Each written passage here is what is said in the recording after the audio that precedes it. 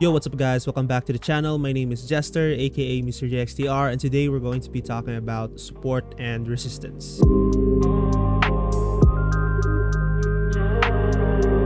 So as some of you guys might already know, this is the third episode of Price Action Fridays. Episode 1, I was talking about why I trade price action. Episode 2, I was talking about candlesticks. And now we are talking about support and resistance. So why is it so important? How can we understand support and resistance? How to plot them correctly? And how to trade them? If you guys want to check out episode 1 and episode 2, I'll be putting the link down in the description below. And if you want to get notified when I upload the next episode of Price Action Fridays, please do consider subscribing and hitting that notification bell. Now with that out of the way, let's take a look at support and resistance. Support and resistance is arguably one of the most fundamental things or concepts that you are going to learn if you start learning to trade, right? Even if you're trading indicators or price action, there's always going to be some sort of support and resistance concept that you're going to be implementing on your strategy. There are thousands of videos about support and resistance, and I'm going to add one more to that count.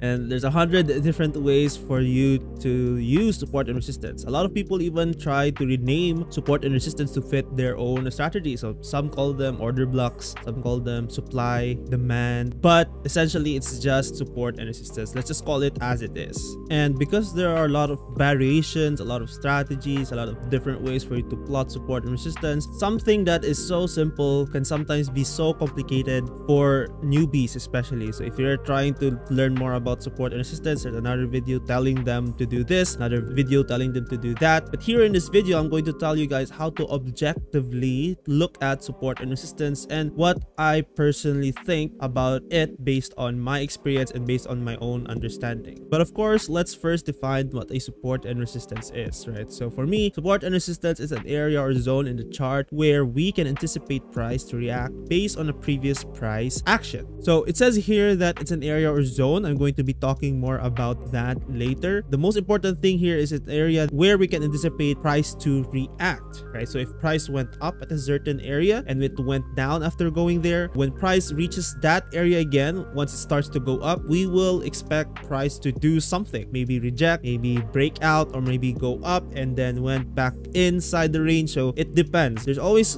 going to be some sort of reaction in a support or resistance. Now let's go straight to understanding what a support and resistance is. First of all, it says here they are areas or zones. So you need to understand that support and resistance is not a specific number on the chart. The rejections and all of the reactions that we are going to anticipate when price reaches that level is not going to be only at that specific price. So it's going to start reacting near that area or above that area. Giving you guys an example on that. So let's take a look at gold daily chart here. So there's a resistance forming in this area, obviously. So if you are going to plot it like this resistance is at 1829530. Price went down, went up. It did not really reject in that specific area, but it rejected here a little bit lower. And if you look further right, you can see here that again it rejected further lower than that, right? So it doesn't mean that the resistance is just this one, 1892530. The resistance is this whole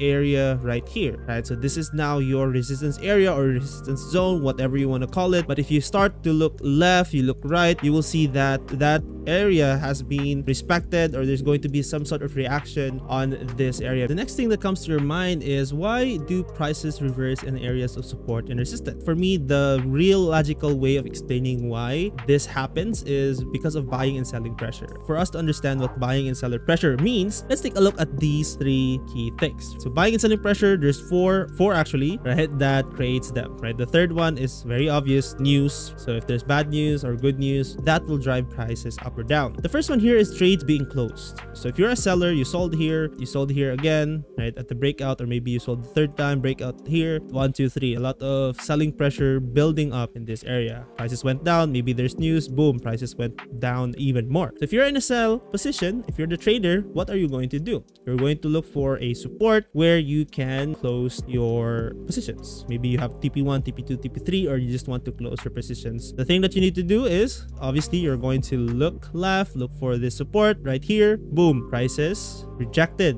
in that area. Why? Because if you are in a sell position, once you close your position, that's going to create a buy stop order. Buy stop order, buy, meaning it's going to create buying pressure in this area. That's why prices went on a pause here. I'm not making this up because there is a support. People here are closing their positions, they're taking profits, but there are still people that, you know, selling in this area, right? Maybe, oh, they're waiting for this type of setup. They think this is a continuation on a 5-minute chart or something, so they sold even more here, pushing prices down even further, and now it hit this area of support. So let's look left. Okay, I'm not making this up. This area right here is a support as well. More people trying to close their positions here, right? Once they close, of course, more buying pressure comes. After trades being closed, there's new trades being placed, because the first thing that people are going to tell you once you start learning how to trade is buy at support, sell at resistance. And what is this?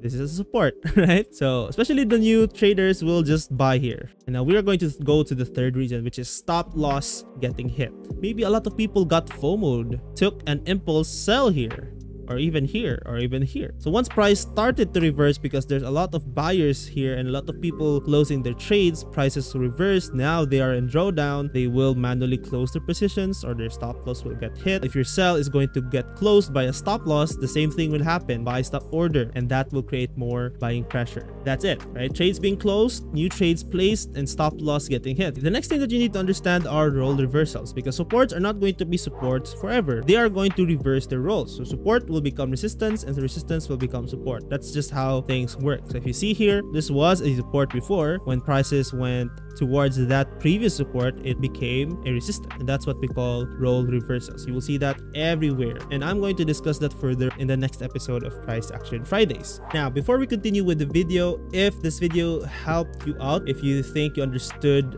support and resistance better in this video, make sure to hit that like button, right? It will really help me out a ton, and you can type down on the comments below what you learned from this video so far. The next question here is what I think where most people are confused when trying to learn about support and resistance is how to draw support and resistance. How do I know? Is it a support here, or is it a resistance here? How do I know? People say there's 1,000 ways for you to draw support and resistance. Some people even use indicators, Fibonacci's. Some people draw it with bodies. Some people draw it in wicks. Some people say, oh, the more touches, the more valid it is. But for me, there are 3 guidelines that I will follow always for me to look for support and resistance. So first of all, always look left. This is a given, right? You need to always look left for you to look for previous support turning into resistance, or now support potentially being a support again. So just like this, right? If you are looking at the gold daily chart, prices went up, you're going to look for a potential area where price will stop. We will be looking for a resistance. So if you want to know where potentially price could react, go left, right? Look left. Boom. This is now previous support. Now it turned into a resistance.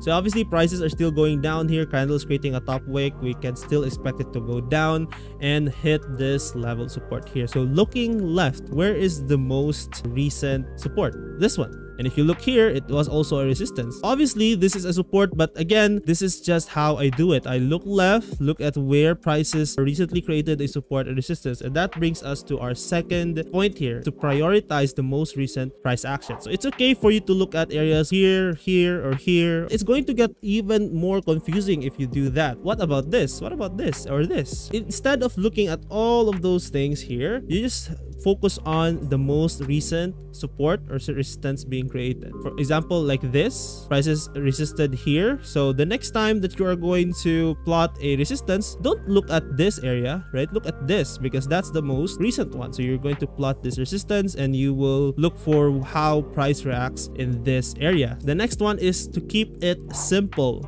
but objective. What I mean about this is people will say that, oh, it needs to have like 3 touches or 2 touches. So people will consider this as a resistance only because they have 2 touches here. There's only one thing that tells me that this is a support or resistance already. If the candle will close in an opposite direction. Like this, went up, went up, went up. The moment that this candle closes bearish, I already know that this is turning into a resistance. We just don't know how big this area is until prices will start to continue going down, right? I will not be taking any sells, right? Because that's not how I trade. Now it created a new little support here, just a minor support. It went down, but we have a bullish candle, so this is now a support. It went back up again, and see, where did it reverse? It's on that same level of support, right? So it went up, retested the highs, closed bearish, and now start to go down, broke out, starting to go down. That's just how I draw my support and resistance. You can do it a lot of different ways, but make sure that when you backtest your chart, you will know exactly where your resistance and support were. Keep it simple. This happens, now I will consider that as a resistance, or if this happens,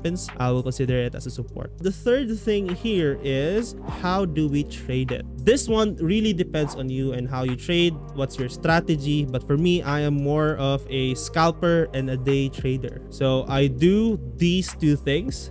Breakouts, right? For example, we have a support here and prices closed below. It's very important to know that a breakout for me needs to have a candle closing below a support or candle closing above a resistance. So this one is a perfect example on the daily time frame. Went down, this is my support, right? Closed below, that is my breakout. So I will look to enter a trade somewhere in a smaller time frame here in this area. The next thing here is, people will also look for like a bounce entry, right? Or a retest, right? So some people call it retest, retracement, bounce, right? They trade the bounce like this. For example, they know that this is an area of support. They will wait for the retest or the bounce here. They will have their buy limits, and then that's their trade. Now, just to summarize things, understanding support and resistance, you need to understand that it's not a specific price, but it is an area or a zone. Support and resistance are created because of buying and selling pressure, right? Because people are closing their trades, stop loss are getting hit, people entering new trades, right? Or maybe news, right? Those are the 4 things. Role reversals, you need to also look at that, especially if you want to learn market structure, which I will be talking about in my next video. So if you don't want to miss that, click on the notification bell, wink wink. And also things that you need to consider if you want to learn how to draw support and resistance. You need to be very objective. You have specific rules, right? Always look left, prioritize the most recent price action, because that's what traders will look at. That's the first thing that they will see. And keep it simple. You don't need to be putting like a lot of support, resistance here. Oh, this is another support. Oh, another resistance here, support here. You don't do that, guys. So if you want to trade the support, where are you going to take your profits? Maybe the next resistance, or maybe a key level here of resistance in the middle. Place your buys here, look at the smaller time frames, TP1, TP2, boom, that's it. Keep it simple. And the last one here is basically you need to have a playbook, right? I only trade breakouts and retests or bounce plays. And that's it for me for support and resistance. If you guys learned something, you can comment it down below, or if you can discuss it. If I missed something, you can comment it there. If you like this video, please do consider liking it. And if you don't want to miss the next upload, then please do consider subscribing and hitting that notification bell, right? I also have a Twitch channel, guys. If you want to join me on my London session live streams, where I do a live analysis, answer a lot of questions from my chat, or take trades live, go over to twitch.tv/MrJXTR. I will be live 2 p.m. to 4 p.m. PH time, Mondays to Fridays. So I see you guys on the next video and on the London session live streams. Peace and love.